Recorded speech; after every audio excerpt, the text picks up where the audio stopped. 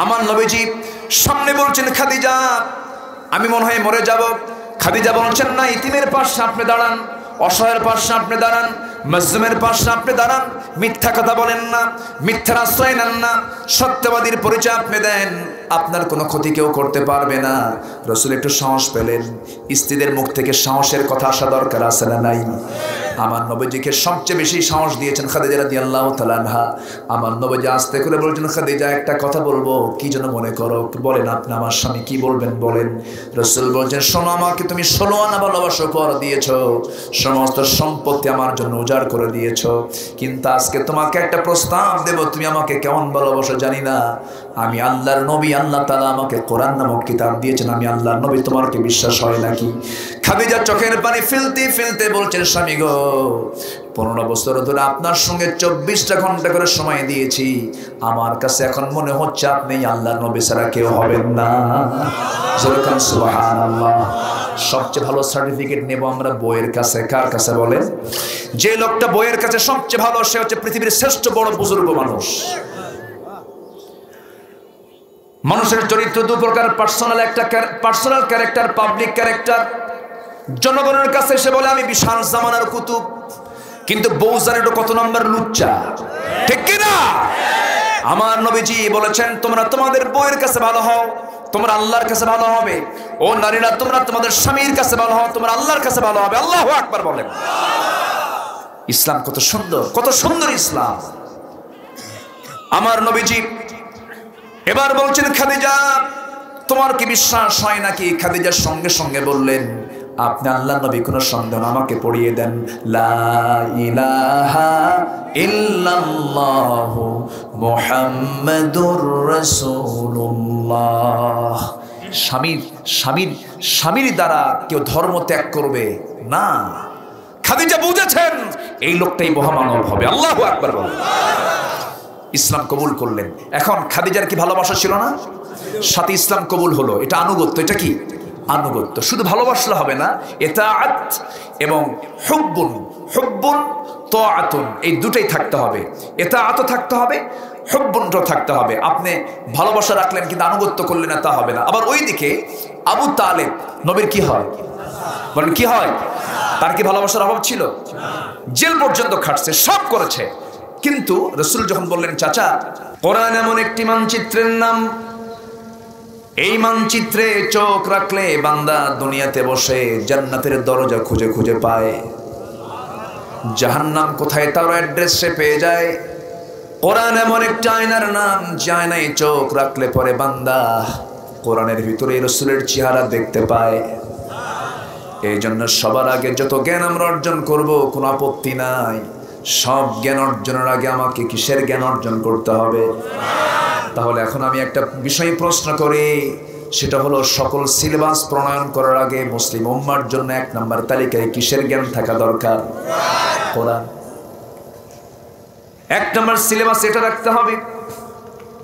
এটা যদি আজকে থাকতো তাহলে সুশৃঙ্খল পরিবেশ আমরা দেখতে পেতাম, সব জায়গায় শৃঙ্খলা দেখতে পেতাম। কোরআন যতটুকু যে জায়গায় আছে সে জায়গায় কোনো গন্ডগোল নাই।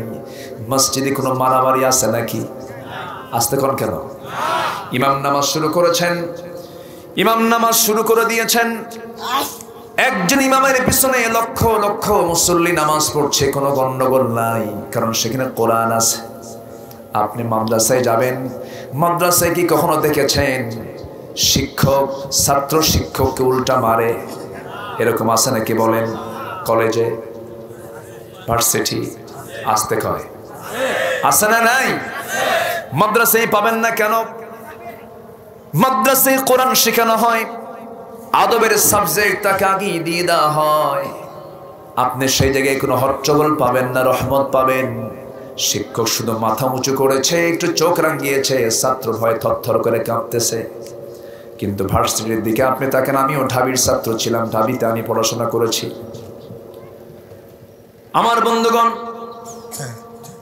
আদব আখলাক তো ইসলাম থেকেই নিতে হবে। আদব আখলাক আজকে আপনি আমেরিকার দিকে যান, ইউরোপের দিকে যান, একটা রিসার্চ এসেছে, আমেরিকার একটা গবেষণা এসেছে, গোটা পৃথিবীতে 228টি দেশের মধ্যে ইসলামকে মানার দিক থেকে প্রথম 47টা দেশ হলো খ্রিস্টানদের দেশ, অন্য ধর্মের দেশ। তারা ইসলাম গ্রহণ করেনি, মুসলমান হয়নি তারা, কিন্তু ইসলামের সিস্টেমগুলো তারা রেখে দিয়েছে। ধরুন একটা আমি সিস্টেম বলছি, হেঁটে আসছি আমরা রাস্তা দিয়ে, হুন্ডা নিয়ে আসছি আমরা, বামে না ডানে? বলেন বামে না ডানে? ইসলাম কোথায় আসতে বলে, কোথায় হাঁটতে বলে? ডানে। আমরা আসছি কোন দিক দিয়ে? বামে। আর আমেরিকায় যাবেন, ইউরোপে যাবেন, ওরা হাঁটে বামে না ডানে? তাহলে ইসলাম কারা মানলো? ওরা কিন্তু মুসলমান না। শুধু একটা বললাম, ইসলাম মানার দিক থেকে, ইসলামের সিস্টেমগুলো মানার দিক থেকে তারা আগায় আছে। 48 নম্বর তালিকায় হলো মালয়েশিয়া, 54 নম্বর তালিকায় হলো সৌদি আরব, 136 নম্বর তালিকায় হলো বাংলাদেশ। আমার কথা কি বোঝা আসতেছে? এটা জরিপের কথা বললাম, একটা গবেষণা এসেছে এটা। তাহলে আমার বন্ধুগণ, ইসলাম কি শুধু ইসলাম শুধু আমি মুসলমান, জন্মসূত্রে ইসলাম পাইছি, আমি মুসলমান, এর পরিচয় কি মুসলমান? থাকতে হবে ইসলাম, থাকতে হবে কি ইসলাম। 1 আনা না 16 আনা? 1 আনা না 16 আনা? 16 আনা থাকতে হবে। আংশিক মানার নাম ইসলাম নয়, পুরোপুরি মানতে হবে। ইসলামকে আপনি আংশিক মানবেন, আংশিক মানবেন না, তা হবে না। আল্লাহ রাব্বুল আলামিন বলছেন, আফাতুমিনুনা বিবা'দিল কিতাব ওয়া তাকফুরুনা বিবা'দ। তুমি কিতাবের কিছু অংশ মানবে, কিছু অংশ মানবে না, তা হবে না, তোমাকে পুরোপুরি মানতে হবে। যদি তা না মানো তাহলে কি হবে? ইল্লা খিজিয়ুন ফিল হায়াতিদ দুনিয়া, দুনিয়ার জিন্দেগিতে লাঞ্ছিত হবে। আজকে গোটা পৃথিবীতে মুসলমান সম্মানে আছে না লাঞ্ছনায় আছে? সব জাতি মুসলমানকে মারে। আমি কি ভুল বলতেছি? ফিলিস্তিনে ইহুদিরা মুসলমানকে মারে, কাশ্মীরে হিন্দুরা মুসলমানকে মারে, আরাকানে বৌদ্ধরা মুসলমানকে মারে, উইঘুর প্রদেশে চীনেরা মুসলমানকে মারে, ইরাকের 7.5 লক্ষ মুসলমানকে তেল চুরি করার জন্য খ্রিস্টানরা মারলো, মারতেছে, মারার উপরে আছে, জুলুমের উপরে আছে। এইরকম করে আবার কিছু সংখ্যক মুসলমান মুনাফিকরা মুসলমানকে মারে, আছে না নাই? মুসলমান যেই যে লাঞ্ছিত অবস্থায় গোটা পৃথিবীতে বসবাস করছে, 180 কোটি মুসলমান, এর মূল কারণ কিন্তু এখানে আল্লাহ তাআলা ফাইন্ড আউট করে দিয়েছেন, ইসলামকে পুরোপুরি না মানা। পুরোপুরি না মানার কারণে তুমি লাঞ্ছিত হবে। আমি মোল্লা, আমার কথা নয়, কোন মোল্লার বক্তব্য এটা নয়। কার বক্তব্য? আল্লাহর বক্তব্য। কিছু অংশ মানবে, কিছু অংশ মানবে না, লাঞ্ছিত হবে দুনিয়াতে, ক্ষতিগ্রস্ত হবে। ওয়া ফিল আখিরাতি মিনাল খাসিরিন, আখিরাতে তুমি ক্ষতিগ্রস্তদের অন্তর্ভুক্ত হয়ে যাবে। ট্রেন যাবে ঢাকা, সরব স্টেশন থেকে, উল্লাপাড়া স্টেশন থেকে আপনি চড়েছেন, ঢাকা যাবেন আপনি, হঠাৎ করে সয়দাবাদের মোড়ে স্টেশনে এসে একটা চাকা নষ্ট হয়ে গেছে। আপনি একটা চাকা নষ্ট হলো, 50টা চাকার মধ্যে ট্রেনের ড্রাইভার কি ট্রেন চালাবে নাকি? চালাবে না। একটা চাকা 49টা চাকাকে বিকল করে রেখেছে। ওই চাকা না ঠিক হওয়া পর্যন্ত ট্রেন আর ঢাকা যাবে না। 49টা চাকা, এতগুলো চাকা ঠিক থাকার পরেও একটা চাকা যেমন সবগুলো চাকাকে বিকল করে দিয়েছে, ঠিক তেমনি ইসলামে রয়েছে ব্যক্তিগত জীবনের চাকা, পরিবার জীবনের চাকা, সমাজ জীবনের চাকা, অর্থনীতি জীবনের চাকা, সমাজনীতি জীবনের চাকা, রাজনীতি জীবনের চাকা, রাষ্ট্রনীতির চাকা, চুক্তিনীতির চাকা, প্রশাসনের চাকা। এই সমস্ত চাকাগুলোর ভিতর থেকে একটা চাকাকে যদি কোনো মুসলমান অচল করে রাখে, সেই সময় ওই ইসলাম মেনে বান্দা কখনো জান্নাতের দরজা খুঁজে পাবে না। এই জন্য ইসলাম মানলে 16 আনাই মানতে হবে। নিজের মর্জি মতো ইসলাম মেনে আমি আল্লাহকে খুশি করতে পারবো না। এই জন্য কোরআন যা বলেছে আমি তাই বলবো, কোরআন যা মানা করেছে আমি তাই মানা করব, ঠিক কি না? এটার নাম হলো ঈমান। এটার নাম কি? ঈমান। একটু কান লাগাবেন, মনোযোগ দিয়ে শোনার চেষ্টা করবেন। গোটা দুনিয়াতে মুসলমান সবচাইতে শ্রেষ্ঠ একটা জাতির নাম। মুসলমানদের সবচাইতে শৌর্য বীর্যের ইতিহাস মুসলমানদের সবচাইতে বেশি। মুসলমানদের জীবনে এমন কোন রেকর্ড নাই যে রেকর্ড হিটলার ঘটিয়েছে। মুসলমানদের জীবনে এমন কোন রেকর্ড নাই অন্য ধর্মের লোকেরা যা করেছে এমন কোন রেকর্ড মুসলমানদের জীবনে, মুসলমানদের কোন ইতিহাসেও নাই। ইসলামের ইতিহাস রক্তের ইতিহাস নয়, ইসলামের ইতিহাস হলো মোহাব্বত, ভালোবাসার ইতিহাস। ইসলামে কোনো জঙ্গিবাদ নেই, কিন্তু ইসলামকে জঙ্গি ধর্ম আর মুসলমানকে জঙ্গি বানানোর মিডিয়া গোটা দুনিয়াতে আসে না নাই? পরীক্ষায় প্রশ্ন আসে, জঙ্গি উৎপন্ন হয় কোথায়? কলেজ, মসজিদ, মন্দির, মাদ্রাসা। অপশন দেয়, বুঝলেন? কোনটা হবে? এখন লিখবে কি বলেন তো? লিখবে মাদ্রাসা। আর অস্ত্র খুঁজে পায় কোথায়? মাদ্রাসা, ইউনিভার্সিটি। কোথায় খুঁজে পায়? এই হচ্ছে আজকে গোটা পৃথিবীর মিডিয়াগুলো। মুসলমান আমরা অনেক পিছে আছি। ইসলামকে শুধু নাম সর্বস্ব ধর্ম হিসাবে মানলে পরে ইসলাম মানা হবে না। ইসলাম দিয়ে আমার পরিবার, ব্যক্তি, জীবন, সমাজ, রাষ্ট্র, সব জায়গায় ইসলাম মানাই হলো প্রকৃত মুসলমানের কর্তব্য। সম্মানিত ভাইয়েরা, সম্মানিত বন্ধুগণ, একটু কান লাগাবো। আমরা আমাদের ভালোবাসাগুলোকে কেন যেন এদিক সেদিকে আমরা ট্রান্সফার করে দিয়েছি। রাতের বেলা রসুলকে স্বপ্নে না দেখে রাতের বেলা খেলা স্বপ্নে দেখে। খেলা দেখতে নিজেও খেলে, খেলার ঠেলায় ঠ্যাং চলে যায় ওই জানালার গ্রিলের মধ্যে। ঘুম থেকে উঠে দেখে ওর পা কোথায়? গ্রিলের ভিতরে। কেন? ওর চিন্তা, ওর চেতনা, ওর স্বপ্ন খেলাকে কেন্দ্র করে। ভালোবাসা দিয়েছে কোথায়? ওর মধ্যে। কিন্তু রাসূলকে কি স্বপ্নে দেখা সম্ভব নয়? আসতে বলে সম্ভব নয়। অনেকে কি দেখে না? সবাই কি দেখতে চান? ভালোবাসাই নেই, স্বপ্নে দেখবেন কেমনে আপনি? ভালোবাসা সৃষ্টি না হলে কখনো কি তার প্রিয় হওয়া যায়? আমাকে আল্লাহ বানিয়েছেন, আমি যদি আল্লাহ কি না ভালোবাসি, আমি কি তার প্রিয় হতে পারবো? পৃথিবীতে আপনি বাবার দিকে তাকান না, মার দিকে তাকান, ছেলের দিকে তাকান, মেয়ের দিকে তাকান। মায়া, মমতা, ভালোবাসা আছে বলেই তো তাদের সঙ্গে সম্পর্ক আছে। আমাকে এই পৃথিবীতে সবচেয়ে বেশি ভালোবাসেন কে? জোরেতে বললেন, সমস্যা নাই, বলেন, জোরে বলেন, কে? বললাম জোরে, আল্লাহ ভালোবাসেন। কিন্তু আজান শুনলে যে মসজিদে যাই না, কথাটা বুঝলেন? আমি শুধু আপনাদেরকে একটু জাস্ট প্রশ্ন করে যাচ্ছি আজকে, আমার প্রাণটা কার হাতে? এটাও তো আল্লাহর হাতে, তাই না? সবচেয়ে আমার প্রিয় জিনিস কি? আমার জীবন। এটাই তো প্রিয় নাকি? তাহলে এই জীবনটা কার হাতে? ধরুন আমার তাজফুল ভাই অথবা আমার মোহাম্মদ ভাই অথবা আমি এই মুহূর্তে মারা গেলাম, এই মুহূর্তে আমার ইন্তেকাল হলো, আপনি আমার জন্য কি করবেন বলেন? আছে কিছু করার? কিচ্ছু করতে পারবেন আপনি? গোটা দুনিয়ার সম্পত্তি আপনার নামে, তাও তো আপনি আমাকে কিছু করতে পারবেন না। বড় জোর তারা উপজেলা স্বাস্থ্য কমপ্লেক্সে একটা ফোন দিবেন, বলবেন যে একটা অ্যাম্বুলেন্স নিয়ে আসো। এই তো একটা অ্যাম্বুলেন্স চলে আসবে এখানে, লাস্ট এখানে নিয়ে অ্যাম্বুলেন্সে উঠায় দেবে। আপনি তো লাশটাও রাখবেন না, আমাকে উঠায় দিবেন, বলবেন ড্রাইভার তুমি নিয়ে যাও, ওনার আত্মীয় স্বজনের কাছে একটু কিছুক্ষণ তারা দেখুক, নিয়ে যাবে। তারা কি আমাকে রাখবে? তাহলে আমাকে রাখবেন মূলত কে বলেন? আসতে বলে, কে রাখবেন? কিন্তু আল্লাহর কথাই মনে থাকে না আমাদের। আমাকে টান দিয়ে নিয়ে চলে যাবে সব।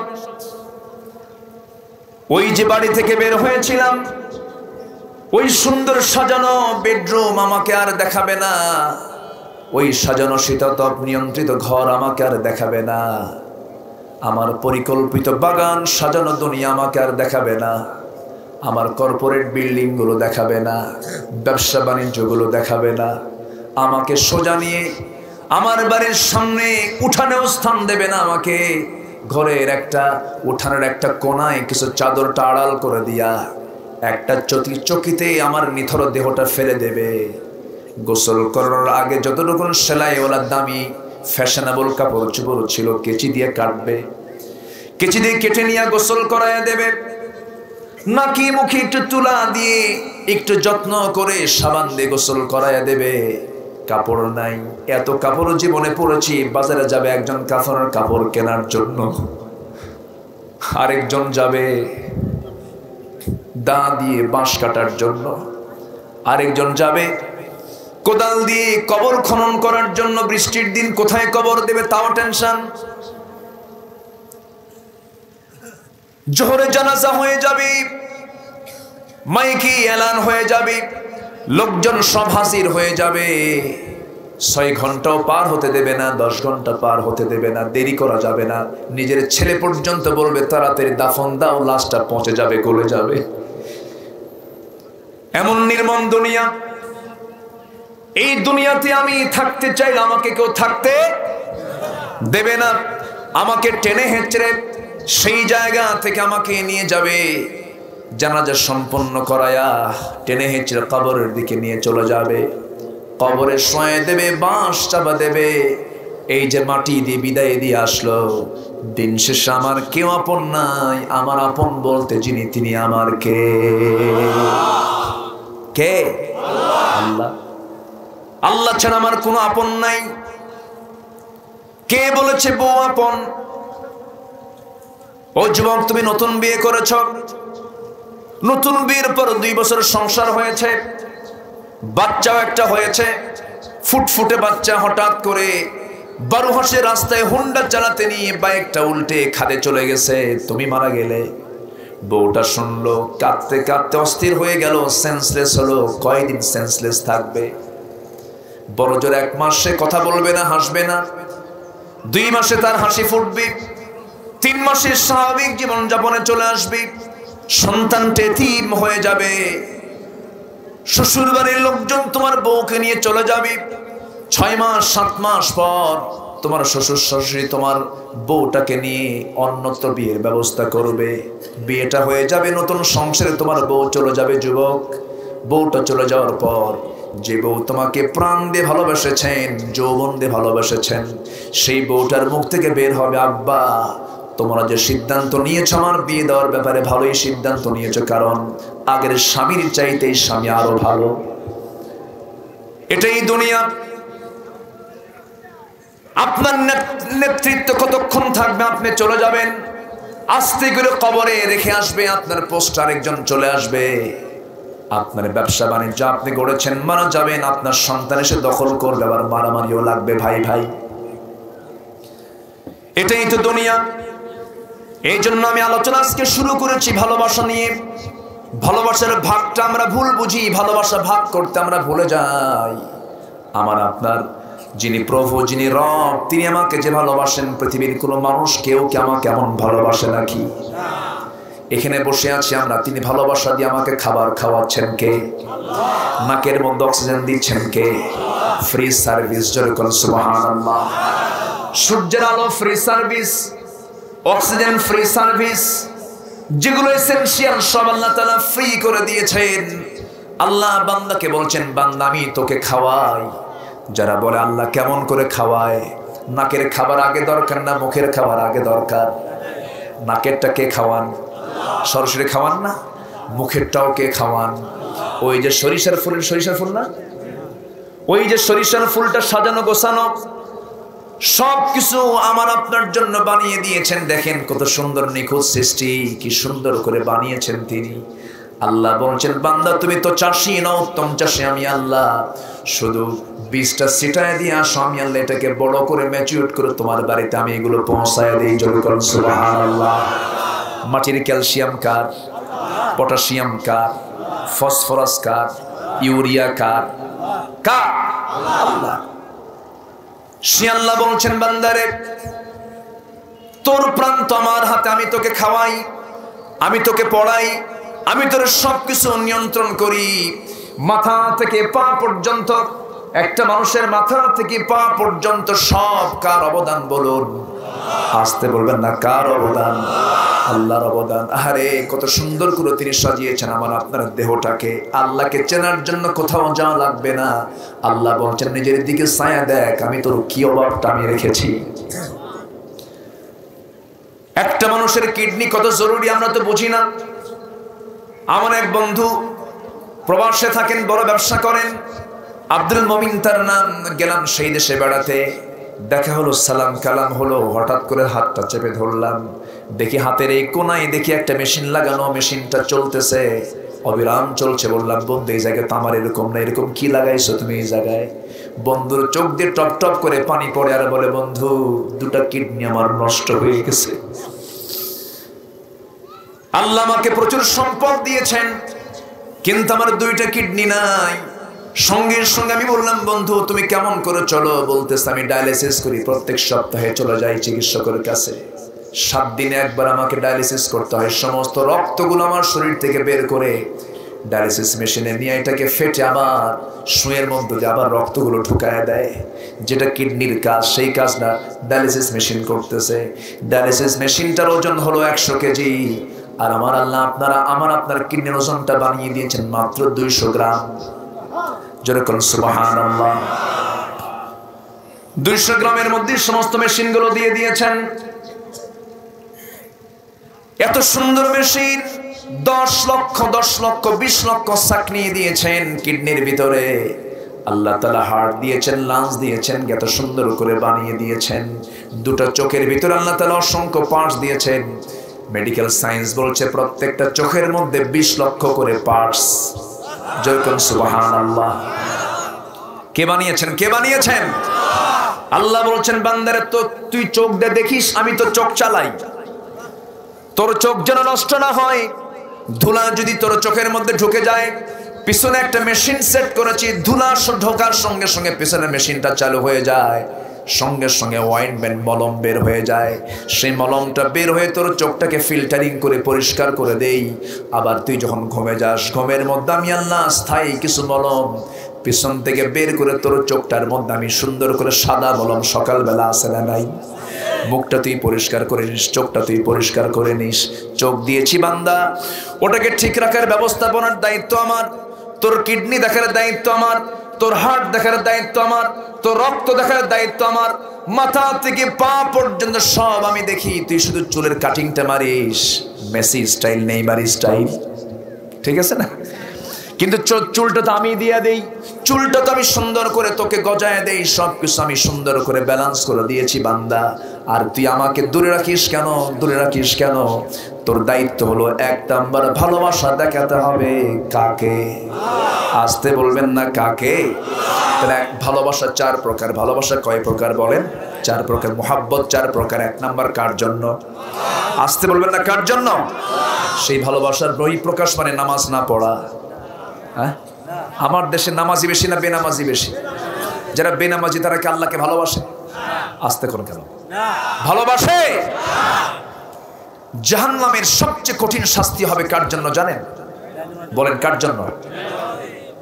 জাহান্নামের সবচেয়ে বেশি শাস্তি হবে বেনামাজির। অথচ আজ পর্যন্ত দেশ স্বাধীন হয়েছে 71-এ, আজকে 2022 শেষ হচ্ছে, 52 বছর। আল্লাহ তাআলা বলছেন যারা তোমরা নেতা হয়েছ, যারা দেশ চালাও, রাষ্ট্র চালাও, সমাজ চালাও, যাদের কণ্ঠবটা আইন পাশ হয়, আমি আল্লাহ পরামর্শ দিলাম, আমি কোরআনে জানিয়ে দিচ্ছি, আল্লাযীনা ইম্মাক্কানাহুম ফিল আরদ, যাদেরকে আমি ক্ষমতা দেব, রাষ্ট্র ক্ষমতা দেব, তারা 4টা আইন সমাজে চালু করবে, মুসলিম সমাজে।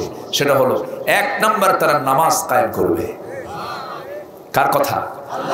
আসতে বলবেন না কার কথা? তাহলে যে নেতাগুলো জাহান্নাম থেকে বাঁচানোর জন্য কাজ করে না, সে নেতা কি আমার নেতা হতে পারে? সে আইন পাশ করবে কখন? সে তো নিজেই নামাজ পড়ে না। মন খারাপ করবেন না, আমি দিল থেকে কথাগুলো বলছি, একটু দিমাগ একটু ভিতরে লাগার জন্য বলছি। যে বন্ধু আমাকে জাহান্নাম থেকে বাঁচাবে না, যে নেতা আমাকে জাহান্নাম থেকে বাঁচার জন্য কোনো কাজ করবে না, সে আমার নেতা হয় কেমনে? ঠিক কিনা? এ তো ক্ষণিকের দুনিয়া, মায়া মরিচিকা, কিচ্ছু না। এখন আছে, কিছুক্ষণ পরই নাই। অতএব সম্পর্ক তার সঙ্গে গড়ব আমি, যার সঙ্গে সম্পর্ক গড়লে আমার আল্লাহকে পাওয়া যাবে। এই জন্য দুনিয়াতে ভালোবাসার ক্লাস করতে গেলে, ভালোবাসাও মানে আনতে গেলে অবশ্যই চিন্তা করার দরকার আছে না নাই? কারণ ইয়াওমা নাদউ কুল্লা উনাসিম বিইমামিহিম, কিয়ামতের দিন আল্লাহ তাআলা প্রত্যেক ব্যক্তিকে তার নেতা সহ ডাকবেন। কোরআন বলছে কোন ব্যক্তিকে একা ডাকা হবে না, নেতা সহ ডাকা হবে। গোষ্ঠী শুদ্ধা, তোরা কি করেছিস? গোষ্ঠী শুদ্ধা তো দুনিয়াতে করছো, আজকে সব জবাবগুলো দিয়ে দে। সেদিন কর্মীরা বলবে, আল্লাহ এই নেতারা তো আমাদেরকে পদভ্রষ্ট করেছে, আমাদেরকে নামাজের কথা বলে নাই, দিনের কথা বলে নাই। কে দিনের কথা বলে নাই, ভালো কথা, তুই মানলি কেন? কে মানছি, তারা বলছে মানছি, কে জাহান্নামে তোরা সবাই যাবি। তখন ওই কর্মীরা বলবে, আল্লাহ আমাদের জাহান্নাম দিও কিন্তু এদিকে ডাবল ডাবল জাহান্নাম দিও। আর আগে ঠেলাই বলবে, বুঝেন নাই, চামড়া কামড়াবে, ঠোঁট কামড়াবে, আর বলবে এগুলো কথা, আফসোস করবে, কিন্তু লাভ তো নাই। এই জন্য দুনিয়াতেই আমাদের সবকিছু সিস্টেম করার দরকার আছে না নাই? এক নাম্বার ভালোবাসা কার জন্য? আসতে বলবেন না, কার জন্য? তার যৌক্তিকতা আছে না নাই? কারণ আমার প্রাণ কার হাতে, ছিলাম কার কাছে, আছি দুনিয়ায় কার দুনিয়ায়, আবার চলে যাব কার কাছে? বিচার করবেন কে? জান্নাত দিবেন কে? সেই জান্নাত কি পেতে চান? সেই জান্নাত কি পেতে চান? সেই জান্নাত কোথায় বলে? আল্লাহর কাছে তো আছে, কিন্তু জান্নাত কি এই দুনিয়ার কোথাও? জান্নাত বহুদূর। এই তো এত কামাই করা লাগবে না। খুব সুন্দর কথা বলি, আলহামদুলিল্লাহ। দুনিয়ার একটা জায়গা, তার খাজনা, CSMR আর কোন সমস্যা আছে কিনা, অন্য কোন দলিল আছে কিনা, ভাইয়া দলিল কি, কত কি লাগে একটা সম্পত্তি কিনতে গেলে। জান্নাত সর্বনিম্ন যাকে দেওয়া হবে 10টা পৃথিবীর মতো একটা জান্নাত। আগে মনে মনে চিন্তা করতাম যে এত বড় জায়গা আল্লাহ দেবে কই? একজনকে যদি এত জায়গা লাগে তাহলে এত মানুষকে কেমনে দেবে? কিন্তু আমি পরে চিন্তা করে দেখলাম, ছোটবেলা আব্বাকে এরকম প্রশ্ন করতাম, আব্বা এই হুজুর জওয়াজ করে কি করে, 10টা পৃথিবীর মতো একটা জান্নাত, এত জায়গা কই? কিন্তু পরে যখন বয়স হলো দেখলাম না, জায়গার কোনো অভাব আমার আল্লাহর নাই। জোরে কান সুবহানাল্লাহ। একটু বলি, একটু শোনেন, আমরা যেখানে বসে আছি এখান থেকে আকাশ কয় মাইল দূরে? কয় মাইল আছে কি এখানে হিসাব আছে? কোনো মাইল টাইল আছে? আচ্ছা, সূর্যটা একটু অনুমান করে বলা যায়, সূর্যটা এই পৃথিবীর এরিয়া হলো 50 কোটি 10 লক্ষ বর্গ মাইল। 50 কোটি 10 লক্ষ বর্গ মাইলের দুনিয়া। এই দুনিয়ার চাইতে সূর্যটা হলো 13 লক্ষ গুণ বড়। জায়গা আছে? আসতে কয় জায়গা আছে? সূর্য আমরা দেখি একটা প্লেটের মতো, কিন্তু ওটা কিন্তু পৃথিবীর চাইতে 13 লক্ষ গুণ বড়। আচ্ছা গেল, এই সূর্যের চেয়ে আবার কিছু তারকা আছে, বেটেলজুইস। বেটেলজুইস তারকাটা সূর্যের চাইতে 33 কোটি গুণ বড়। জায়গা আছে? আছে, জায়গা আছে। আচ্ছা, ওরকম তারকা একটা নয়, গ্যালাক্সি আছে মহাকাশে, মহাশূন্যে গ্যালাক্সি, কোটি কোটি গ্যালাক্সি। এক একটা গ্যালাক্সির মধ্যে রয়েছে 50 থেকে 60 বিলিয়ন তারকা। মিলিয়ন না কিন্তু বিলিয়ন, কোটি কোটি কোটি কোটি তারকা দিয়ে একটা গ্যালাক্সি। আচ্ছা, এখন আমরা চাঁদের দেশে গেছি না? আমরা চাঁদের দেশে যাই নাই? চাঁদের দেশে নীল আর্মস্ট্রংরা গিয়েছিলেন, চাঁদের দেশ ঘুরে এসেছেন। মঙ্গল গ্রহে অনেকে ফ্ল্যাটও কিনছে। কথা বুঝলেন কি আপনারা? মঙ্গল গ্রহে ফ্ল্যাটও কিনেছে, চাঁদের দেশে মানুষ গেছে। এখন আপনি যদি চিন্তা করেন চাঁদেও গেলাম, মঙ্গল গ্রহেও গেলাম, এটা তারকার দেশে যাব। পৃথিবীর সবচেয়ে নিকটবর্তী তারকার দেশ হলো প্রক্সিমা সেন্টারাই। এই প্রক্সিমা সেন্টারে যদি কেউ যেতে চায়, ইকো দেওয়ার দরকার নাই, ইকো কম রাখেন। প্রক্সিমা সেন্টারে যদি কেউ যেতে চায়, তাহলে এই দুনিয়া থেকে প্রক্সিমা সেন্টারে যাওয়ার জন্য যে যানবাহন দরকার, বর্তমান দুনিয়ার সবচেয়ে দ্রুতগামী যানবাহন হলো অ্যাপোলো 11, যার ঘন্টার গতি হলো 39,000 কিলোমিটার ঘন্টার গতি। এই গতিতে যদি কেউ ওই অ্যাপোলো 11-এ চড়ে যদি সেই তারকার দেশ প্রক্সিমা সেন্টারে যেতে চায়, তাহলে তার সময় লেগে যাবে হলো 1,15,000 বছর মাত্র। যাবেন কারা কারা? হাত তোলেন। সম্ভব? আসতে সম্ভব? এই আকাশের নিচে আকাশের মালিক কত বড়, এই জমিনের ছোট্ট একটা বান্দা সিয়ারে বসে মাতব্বরি আর অহংকার দেখছেন?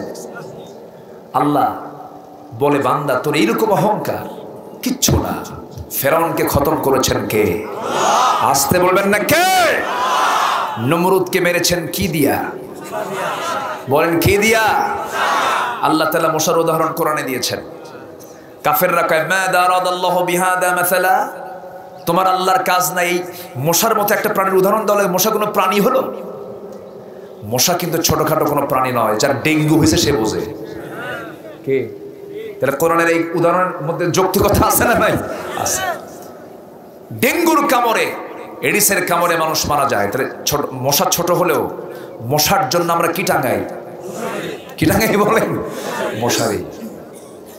এই মশা কত শক্তিশালী দেখেন। এই মশা থেকে কিছু শিক্ষা আছে। আল্লাহ যে মশার উদাহরণ দিয়েছেন, বাউদাতান, কেন দিয়েছেন? এক, মশা যদি বেশি রক্ত খায় ও বেশি বাঁচে না, আগে মরে।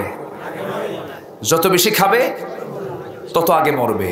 এই দুনিয়াতেও যারা যত বেশি খাবে, যত বেশি লুটপাট করবে, সে তত আগে মরবে, ঠিক কিনা? আচ্ছা গেল। নাম্বার 2, মশা যে মানুষকে কামড়ায়, সেই মশাটা পুরুষ মশা না মহিলা মশা? ভালো করে কম, পুরুষ না স্ত্রী? এখানে মেডিকেল সায়েন্সের লোক থাকলে খুব দ্রুত উত্তরটা পাওয়া যেত। স্ত্রী মশা কামড়ায়। তাহলে কামড়ানোর জাত কি পুরুষ না মহিলা? হ্যাঁ, মহিলা কিন্তু কামড়ায়। আচ্ছা, আমার দিকে তাকান, আমরা কিন্তু কামড়াই না, কামড়াই মহিলারা নাকি? আচ্ছা, পুরুষ বেশি কথা বলে না মহিলা বেশি কথা বলে? পুরুষ সারাদিন কথা বলে 2000 শব্দ, মেয়েরা কথা বলে সারাদিন 5000 শব্দ। সুবহানাল্লাহ কইছে একজন, কথা বুঝলেন কি? আচ্ছা, তাহলে 3000ই বেশি কয়। আপনি বেগুন কিনে তারাস বাজার থেকে বেগুন কিনেছেন, খুব ভালো দেখে বেগুন কিনছেন, কিন্তু বেগুনের পোকা কি দেখা যায়? খুব সূক্ষ্ম। কিন্তু এটা এটা এটা চেকিং হয় হলো কোটার পরে। বটিতে দিয়েছে আপনার গিন্নি, যখনই দেখছে পোকা, মাথায় হাত দিয়া 3 ঘন্টা শুধু বেগুনের তফসির, ঠিক কিনা? আল্লাহ তাআলা মেয়েদেরকে এই জন্য এক্সট্রা করে আল্লাহ তাআলা তাদেরকে একটা গুণ দিয়েছেন, তারা বেশি কথা বলে। একটা অবশ্যই হিকমত আছে। আল্লাহ তাআলা এখানে বাউদাতান শব্দ বলেছেন। ইন্নাল্লাহা লা ইস্তাহি আন ইয়াদরিবা মাসালান মা বাউদাতান। আল্লাহ তাআলা লজ্জা বোধ করেন না মশার মতো কোনো প্রাণীর উদাহরণ দিতে নিয়ে, লজ্জা পান না। এখানে স্ত্রী মশার কথা বলা হয়েছে, বাউদাতান স্ত্রীলিঙ্গ বোঝানো হয়েছে।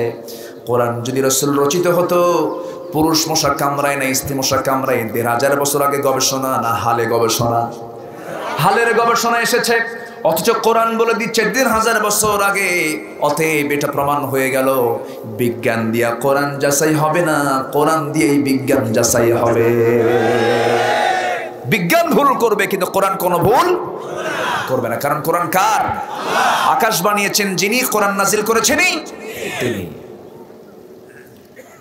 আমার বন্ধুগণ, নাম্বার 3 হলো মশা কোনো দুর্বল প্রাণী নয়। মশারি টাঙ্গায় ঘুমানোর পরেও 4-5টা মশা মশারির মধ্যে ঢুকে গেছে। সেই মশা যদি থাকে, আপনার কি ঘুম হবে নাকি? কানের কাছে গান গায়। এই যে গান গায়, কেমন করে গান গায়? সায়েন্স বলতেছে একটা মশা প্রতি সেকেন্ডে তার পাখা নড়াই হলো 600 বার। 1 সেকেন্ডে কয়শো বার? এটা কি ছোটখাটো কোনো কাজ? একটা মশা প্রতি সেকেন্ডে 1 সেকেন্ড, বুঝতেছেন তো? 1 সেকেন্ড হয়ে গেছে। এই 1 সেকেন্ডে সে মশা তার পাখা নড়াচ্ছে 600 বার।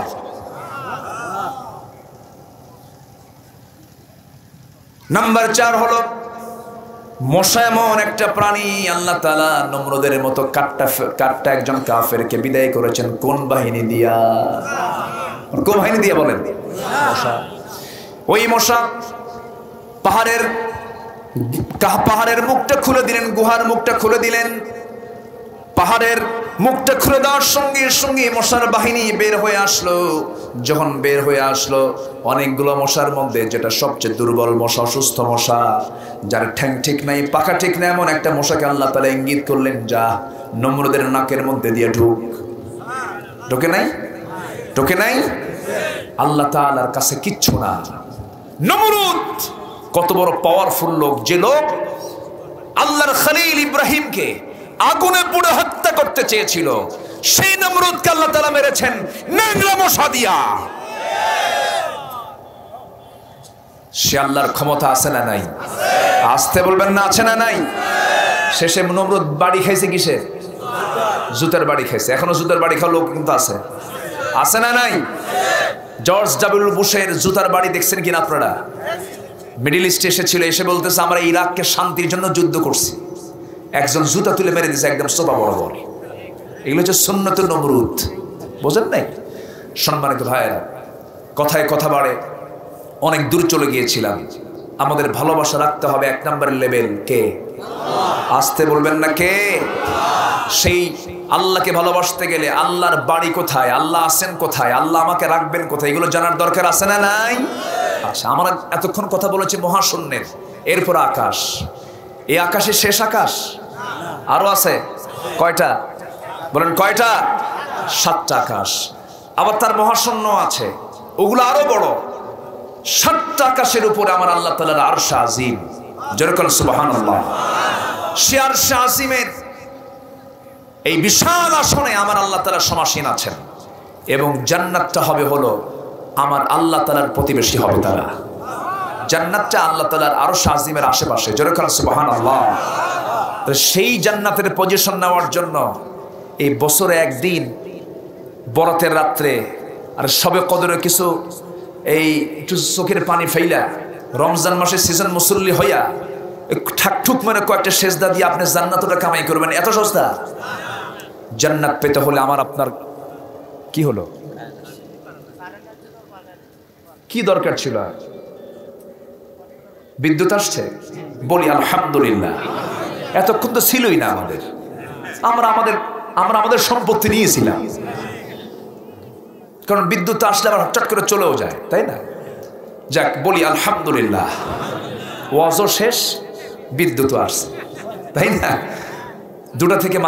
দুটা থেকেই বিদ্যুৎ ছিল না। যাই হোক, বিদ্যুতের কিছু ঘাটতি হয়েছে। সম্মানিত ভাইয়েরা, আমার দিকে তাকান। তাহলে জাহান্নামে যাওয়ার ক্ষেত্রে সবচেয়ে জঘন্য কাজ কি বাদ দেওয়া? কি বাদ দেওয়া?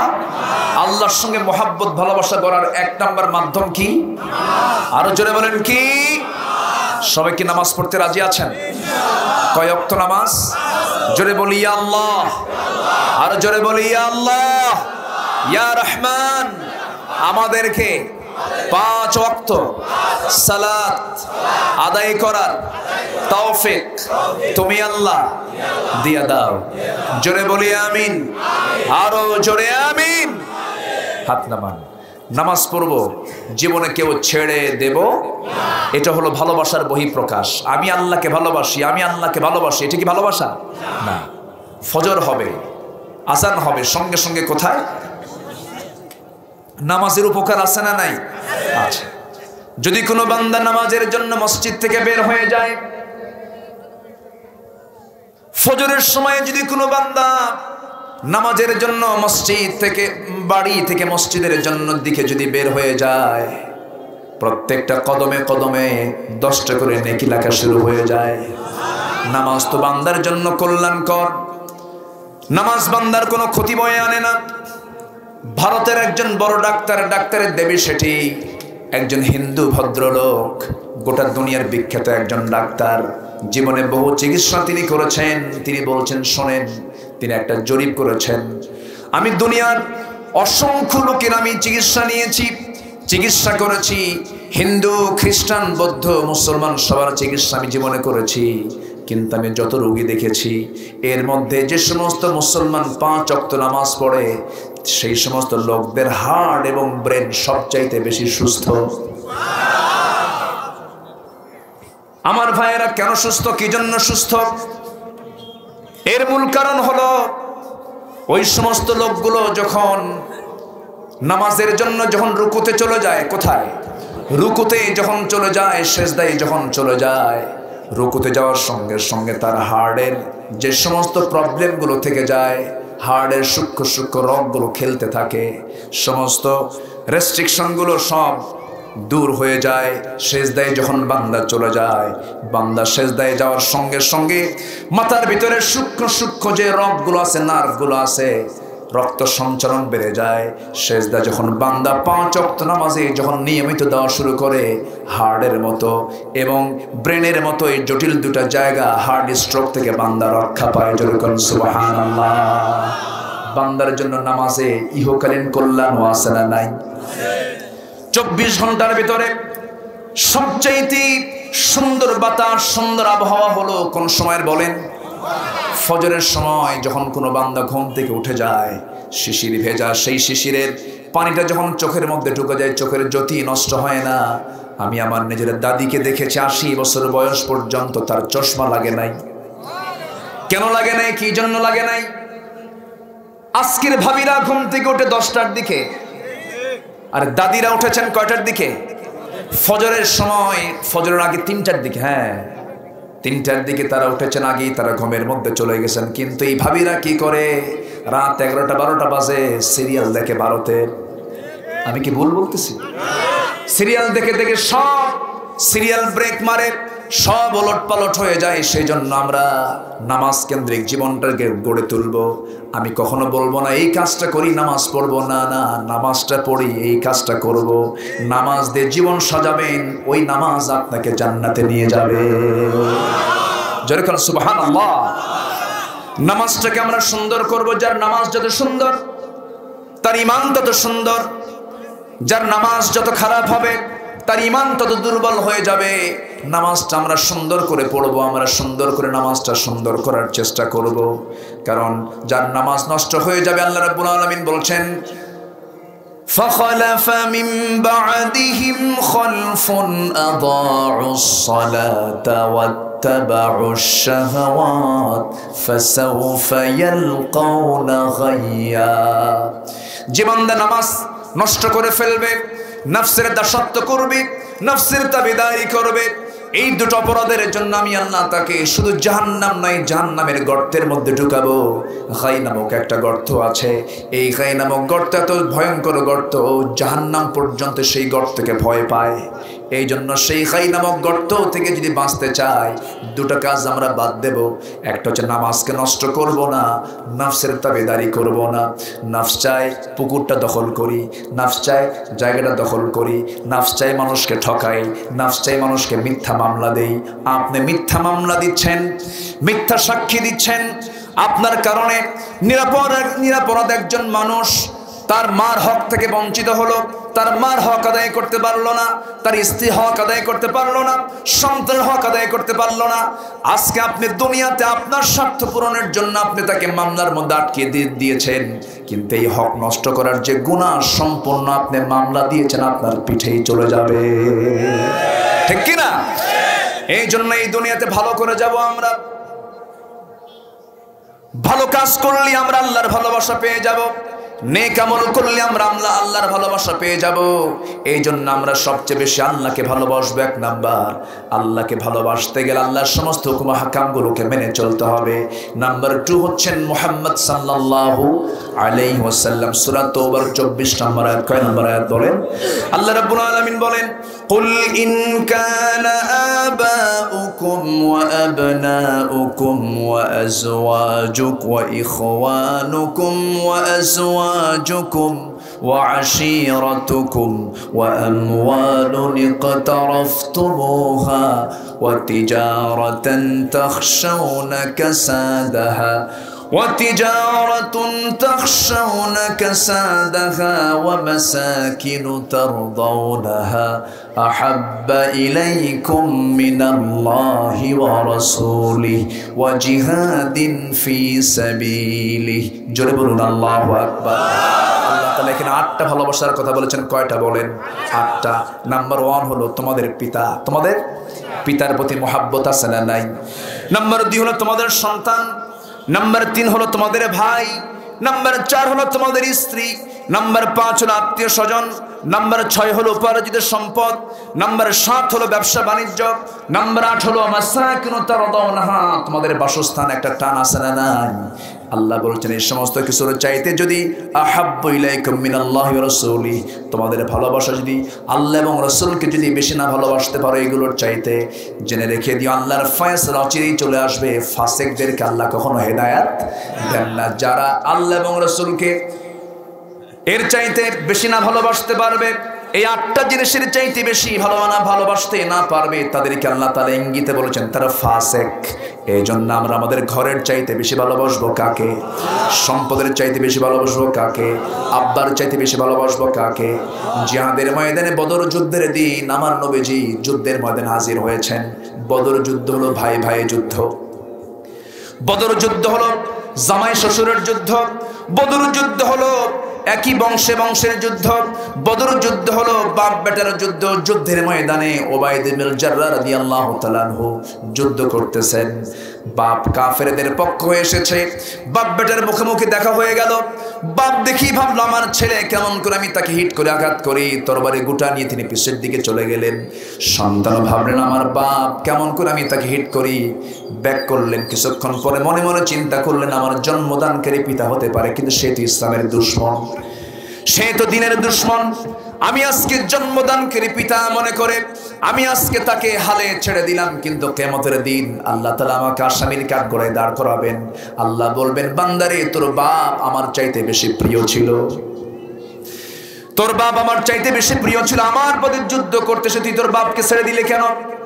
সে তো নবীর দুশমন, সে তো আমার দুশমন, ইসলামের বিরুদ্ধে সে যুদ্ধ করতে এসেছে। এই চিন্তা মাথায় নবায়দা করলেন কি তরবারি আবার কোষমুক্ত করে বাপকে বাপ না মনে করে শিরকির প্রতীক মনে করে গর্দান বরাবর হাঁকায়া দিলেন। মস্ত ছিটকে পড়ে গেল। বাপ দুনিয়া থেকে বিদায় নিয়ে নিল। যুদ্ধের ময়দানে মুসলমানদের বিজয় চলে এসেছে। সবার মুখে হাসির ঝিলিক। রাসূল সবাইকে নিয়ে আনন্দ করছেন। এমন সময় ওবায়দার মুখে কোনো হাসি নাই। রাসূল বলছেন সাহাবীরা, আমার ওবায়দা হাসে না কেন, কি হয়েছে?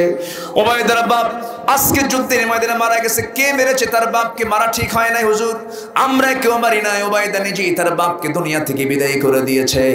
রাসূল বললেন শোনো সাহাবীরা, আমার ওবায়দাকে আমার কাছে নিয়ে আসো। যখন কাছে নিয়ে আসা হলো, বুকের সঙ্গে বুক জড়ায় বলছিল ওবায়দা, সত্যি সত্যি তুমি আল্লাহ এবং রাসূলকে বেশি ভালোবাসো, তোমার জন্য আল্লাহর একটা জান্নাত অপেক্ষা করতেছে। জোরে বলুন সুবহানাল্লাহ। কথাগুলো দিল দিয়ে শুনতে হবে। আমাদের ঈমান কি, তাদের ঈমানটা কি? একই পরিবার, চার ভাই চার দল করে, চার ভাই চার দল করে। এক ভাই যখন সরকার ক্ষমতায় থাকে তখন বলে ভাই আমি বিপদে তুই দেখিস, ঠিক কিনা? এই সমস্ত চিন্তা চেতনা নিয়ে আমার আল্লাহর ভালোবাসা পাওয়া যাবে না।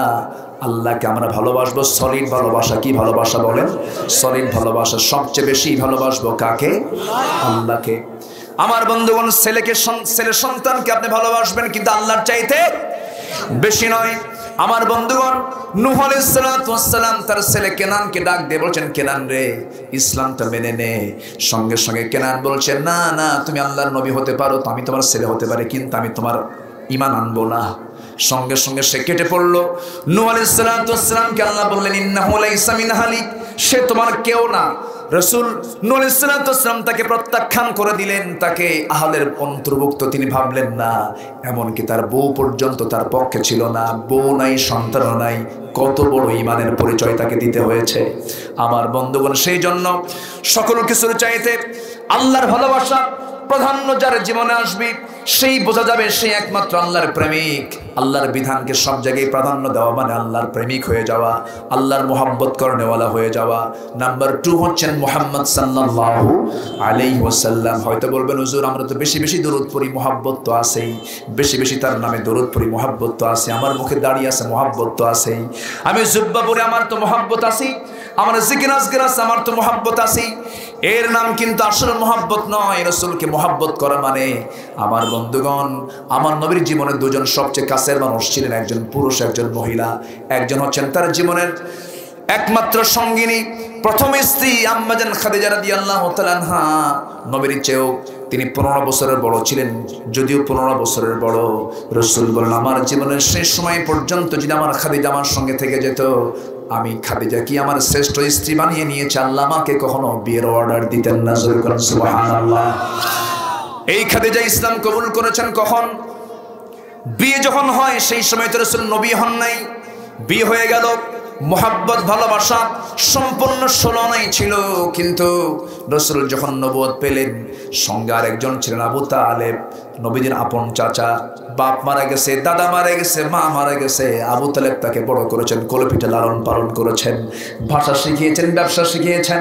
40 বছর পূর্ণ যখন হয়ে গেল, জাবেলে নূর থেকে নূরটা যখন নিয়ে আসলেন, কোরআন নামক আলো যখন নিয়ে আসলেন, নিয়ে এসে সামনে দাঁড়িয়ে বলছেন, জাম্মিলুনি জাম্মিলুনি খাদিজা লাকাদ খাশিতু আলা নাফসি, হে আমার খাদিজা, আমাকে বস্ত্র আচ্ছাদন করে দাও, মনে হয় আমি মরে যাব, মনে হয় আমি বাঁচবো না। সঙ্গে সঙ্গে খাদিজা বলছেন, না না, আমার স্বামী আপনার কোনো ক্ষতি কেউ করতে পারবে না, কারণ আপনি কারো ক্ষতি করেন না। আপনার ক্ষতি কেউ করতে পারবেন না যদি আপনি কারো ক্ষতি না করেন। আপনি কারোর জন্য ফাঁদ করবেন, আপনাকে ফাঁদে পড়তে হবে। এটাই বাস্তবতা, এটাই ইতিহাস। আমার নবীজি সামনে বলছেন খাদিজা আমি মনে হয় মরে যাব। খাদিজা বলছেন না, ইতিমের পাশে আপনি দাঁড়ান, অসহায়ের পাশে আপনি দাঁড়ান, মাজলুমের পাশে আপনি দাঁড়ান, মিথ্যা কথা বলেন না, মিথ্যার আশ্রয় নেন না, সত্যবাদীর পরিচয় আপনি দেন, আপনার কোনো ক্ষতি কেউ করতে পারবে না। রাসূল একটু সাহস পেলেন। স্ত্রীদের মুখ থেকে সাহসের কথা আসা দরকার আছে না নাই? আমার নবীজিকে সবচেয়ে বেশি সাহস দিয়েছেন খাদিজা রাদিয়াল্লাহু তাআলা আনহা। আমার নবীজি আস্তে করে বলছেন, খাদিজা একটা কথা বলবো, কি যেন মনে করো, বলেন আপনি আমার স্বামী কি বলবেন বলেন। রাসূল বলছেন, শোনো, আমাকে তুমি 16 আনা ভালোবাসা উপহার দিয়েছো, সমস্ত সম্পত্তি আমার জন্য উজাড় করে দিয়েছো, কিন্তু আজকে তোমাকে একটা প্রস্তাব দেব, তুমি আমাকে কেমন ভালোবাসো জানি না, আমি আল্লাহর নবী, আল্লাহ তাআলা আমাকে কোরআন নামক কিতাব দিয়েছেন, আমি আল্লাহর নবী, তোমার কি বিশ্বাস হয় নাকি? খাদিজা চোখের পানি ফেলতে ফেলতে বলছেন, স্বামী গো, 15 বছর ধরে আপনার সঙ্গে 24টা ঘন্টা করে সময় দিয়েছি, আমার কাছে এখন মনে হচ্ছে আপনি আল্লাহর নবী ছাড়া কেউ হবেন না। সুবহানাল্লাহ। সবচেয়ে ভালো সার্টিফিকেট নেব আমরা বইয়ের কাছে। কার কাছে বলেন? যে লোকটা বইয়ের কাছে সবচেয়ে ভালো, সে হচ্ছে পৃথিবীর শ্রেষ্ঠ বড় বুজুর্গ মানুষ। মানুষের চরিত্র দু প্রকার, পার্সোনাল ক্যারেক্টার, পাবলিক ক্যারেক্টার। জনগণের কাছে এসে বলে আমি বিশাল জামানার কুতুব, কিন্তু বউ জানে কত নম্বর লুচ্চা, ঠিক কিনা? আমার নবীজি বলেছেন, তোমরা তোমাদের বউয়ের কাছে ভালো হও, তোমরা আল্লাহর কাছে ভালো হবে। ও নারীরা, তোমরা তোমাদের স্বামীর কাছে ভালো হও, তোমরা আল্লাহর কাছে ভালো হবে। আল্লাহু আকবার বলেন। ইসলাম কত সুন্দর, কত সুন্দর ইসলাম। আমার নবীজি এবার বলছেন, খাদিজা তোমার কি বিশ্বাস হয় নাকি? খাদিজার সঙ্গে সঙ্গে বললেন, আপনি আল্লাহর নবী, কোনো সন্দেহ না, আমাকে পড়িয়ে দেন লা ইলাহা ইল্লাল্লাহু মুহাম্মাদুর রাসূলুল্লাহ। স্বামীর দ্বারা কেউ ধর্ম ত্যাগ করবে না। খাদিজা বুঝেছেন এই লোকটাই মহামানব হবে। আল্লাহু আকবার বলেন। ইসলাম কবুল করলেন। এখন খাদিজার কি ভালোবাসা ছিল না? সাথে ইসলাম কবুল হলো, এটা আনুগত্য। এটা কি আনুগত্য? শুধু ভালোবাসলে হবে না, ইতাআত এবং হুব্বুন তাআতুন, এই দুটোই থাকতে হবে। ইতাআতও থাকতে হবে, হুব্বুনও থাকতে হবে। আপনি ভালোবাসা রাখলেন কিন্তু আনুগত্য করলেন না, তা হবে না। আবার ওইদিকে আবু তালেব নবীর কি হয় বলেন, কি হয়? তার কি ভালোবাসার অভাব ছিল? জেল পর্যন্ত খাটছে, সব করেছে, কিন্তু রাসূল যখন বললেন, চাচা আমি আল্লাহর নবী, আমি ইসলাম, আল্লাহ পাক আমাকে কোরআন দিয়েছেন, আমি আল্লাহর পয়গম্বর, আপনার কি বিশ্বাস হয়? আবু তালেব কয়, হ্যাঁ বিশ্বাস হয়, তুই আল্লাহর নবী। আমার ছেলে দুইটা জাফর এবং আলীকে দিয়ে দিলাম, কিন্তু আমি পারলাম না। কি কথা কি বুঝতেছেন আপনারা? কেন চাচা, কি সমস্যা? হাসবুনা, আমার জন্য যথেষ্ট, আমার বাপ দাদা যা দিয়ে গেছে। এরকম লোক এখন আছে না নাই? আছে না নাই? বাপ দাদা করে গেছে আকাম কুকাম, আমি কি সে আকাম কুকাম বাদ দিতে পারি? বাপ ছিল চোর, আমিও চোর। এরকম লোক আছে না নাই? না, এটা একটা বড় বাধা, বড় একটা বাধা এটা। আবু তালেবকে রাসূল কখনো জোর আরোপ করেননি। জীবনের শেষ সময় পর্যন্ত রাসূল তাকে জোর করেননি। কাফেরের সঙ্গে একই ঘরে থেকেছেন। কার সঙ্গে? কাফেরের সাথে। কারণ ইসলাম তো জোর করে হবে না। রাসূল তাকে বুঝিয়েছেন, চাচা একটা বারের জন্য আপনি কালিমা পড়েন, আপনি আমার জন্য জেল কেটেছেন, আপনি আমার জন্য মার খেয়েছেন। আবু সাইল এসে ডিস্টার্ব করে, আবু তালেব সামনে দাঁড়ায় বলে, এই আমি তো তোর দলেরই লোক, কিন্তু মোহাম্মদকে মারতে পারবি না। আল্লাহু আকবার বলেন। এত উপকার করেছেন আবু তালেব, কিন্তু এই ভালোবাসার কোনো কাজে এসেছে? মেসি, সে আল্লাহকে মানে না, রাসূলকে মানে না। সে বছরে কোটি কোটি মিলিয়ন টাকা সে বিভিন্ন রেড ক্রসকে দান করে, দান সদকা করে। তার দান সদকা কি জান্নাতের কোনো কারণ হবে? কি নাই? আসতে বলবেন না, কি নাই? আপনি একজনকে ভালোবাসছেন যার ঈমান নাই, এই ভালোবাসা কি আপনাকে জান্নাতে নিয়ে যাবে? আজকে মুসলমানরা যদি কোনো বিজাতীয়কে মহব্বত করে, এরা তো দাজ্জালকে মহব্বত করবে। বড় ফিতনা কিন্তু এটা। গোটা পৃথিবীতে চলছে এখন মিলিটারি ওয়ার দিয়ে, যতটুকু না সফল হচ্ছে, এখন সফল হলো কালচারাল ওয়ার দিয়ে, সাংস্কৃতিক যুদ্ধ দিয়ে তারা এখন বিজয়ী হচ্ছে। কোথায়? আর্জেন্টিনা, আমেরিকার একটা দেশ। সেই আমেরিকার দেশের একজন খেলোয়াড়ের গায়ের জার্সি সিরাজগঞ্জের তারাস উপজেলার চৌবাড়িয়া গ্রামের একটা ছোট্ট ঘরের ভিতরে ছোট্ট বাচ্চার গায়ের ভিতরে ঢুকে গেছে মেসির 10 নম্বর জার্সি। এটা কি ছোটখাটো বিজয়? আসতে কোন কেন? বড় বিজয়। এই জন্য কালচারাল ওয়ার, ওরা ওদের মার্কেটিং করে নিচ্ছে, ব্যবসা বাণিজ্য সব করে নিচ্ছে। আমাদের কাছে ওরা মার্কেটিং করছে, আমরা এটা লুফিয়ে নিচ্ছি। কামাই হচ্ছে ওদের, জেতা হচ্ছে ওদের।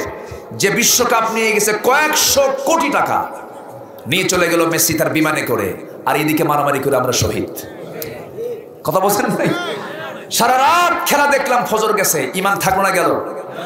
তাহলে আমাদের সবই গেল, ওদের সবই থাকলো। দরকার নাই সেই ভালোবাসা। আমরা ভালোবাসা উপহার দেব 1 নম্বর কার জন্য? নাম্বার 2 মুহাম্মদ সাল্লাল্লাহু। নাম্বার 3 হচ্ছে আমরা যারা ইমানদার বসে আছি, আমাদের মধ্যে মহব্বত থাকার দরকার আছে না নাই? আমাদের মহব্বত বেশি না কিলেকিলি বেশি? কই মহব্বত, কি বেশি? কিলেকিলি বেশি। মহব্বতটা বাড়াতে হবে, মহব্বত বাড়াতে হবে। আমরা তো সব এক আদম সন্তান থেকে, আমরা মারামারি করবো কেন? আমরা সম্প্রীতি বজায় রাখবো। যেখানে মামলা থাকবে সেখানে আমরা যাব না, জোরে বলি ইনশাআল্লাহ। যেখানে ফিতনা সেখানে আমরা যাব না, জোরে বলি ইনশাআল্লাহ। সম্মানিত ভাইয়েরা, আমি আর আলোচনার সময় বাড়াতে পারছি না মনে হয়, কারণ আজান হয়ে যাবে খুব দ্রুত। না কোনো কিছু ঘোষণা আছে কি আপনাদের? এই উঠতেছেন কেন? মাহফিল শেষ হবে দোয়ার মধ্য দিয়ে। কিসের মধ্য দিয়ে বলেন? আমার সঙ্গে সবাই দোয়ায় শামিল হবেন না ইনশাআল্লাহ? একসঙ্গে দোয়া করে যাব, জোরে বলি ইনশাআল্লাহ। একটা লোক উঠলে আমি ভাববো উনি ফুল বাগানটা নষ্ট করলেন। ফুল বাগান নষ্ট করা যাবে না, কিন্তু এটা একটা কিসের বাগান বলেন? ফুল বাগান। ফুল বাগানের ফুল যদি কমে, ফুলের বাগানের সৌন্দর্য বাড়ে না কমে? নষ্ট হয়। আপনি নষ্ট করবেন? দোয়ার মধ্য দিয়ে শেষ হবে। একটা লোক উঠবেন না। আমি যদি আরো 1 ঘন্টা কথা বলতাম, আমার বিশ্বাস, আমি তো শ্রোতা বুঝি, আপনি আরো 1 ঘন্টা থাকতেন। আমি শেষ দোয়া করে যাব। এবছর আমি রাতের সময় দিতে পারিনি। মাহফিল কমিটি বলতেছে হুজুর আপনি যখন পারেন তখন দেন। বললাম ঠিক আছে, আমি দিনের বেলা একটা মাহফিল আপনারা নিতে পারবেন। অল্প সময় তারা চাইছে, অল্প সময় তারা ফোন দিয়েছে। যদি একটা বছর আগে যদি বলতো সুবিধা হতো। তো যতটুকু আসছে, অনেকের খোরাকটা হয়তো মেটাতে পারিনি, কিন্তু আমলের জন্য যা বলেছি এটা যথেষ্ট। বলি আলহামদুলিল্লাহ। এক সাহাবী এসে রাসূলকে বলে, হুজুর আমি বেশি ওয়াজ শুনবো না, আমাকে একটা আমল শেখান, আমি এর চেয়ে বেশি আমল করতে পারবো না। রাসূল বললেন, মিছা কথা কইও না, যাও। জোরে বলুন সুবহানাল্লাহ। তাহলে ওয়াজ কয় সেকেন্ডে হলো? 10 সেকেন্ড। মিছা কথা কইও না। ওই সাহাবীর মধ্যে 3টা অভ্যাস ছিল, চুরি করা, জেনা করা আর মদ খাওয়া। একদিন চুরি করে আসছে। রাসূল বলেন, গত রাতে তুমি কই গেছিলা? হুজুর জীবনের চুরি করবো না, যাও। জোরে বলুন সুবহানাল্লাহ। মিথ্যা ছাড়ার কারণে সব অপরাধ তার জীবন থেকে চলে গেছে। আমল করার জন্য কি কিছু লাগে বেশি? আমরা আমলগুলো করবো, জোরে বলে ইনশাআল্লাহ। যত লোকের হাত আজকে উঠেছে নামাজের জন্য, মসজিদে তো জায়গা হওয়ার কথা না, ঠিক আছে না? আল্লাহ কবুল করুন।